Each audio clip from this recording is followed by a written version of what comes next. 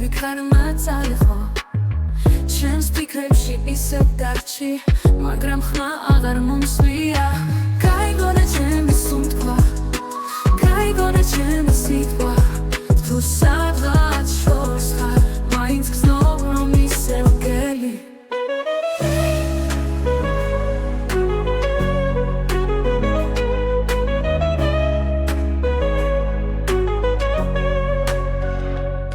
გაჩერდა ჩვენს ოთახში წვიმა აღონებს ყველა სიტყვას ვიცი რომ არ დაბრუნდები მაგრამ მაინც ისევ გელოდები თუ ეს დასასრულია მაინც გთხოვ ერთხელ მომწერე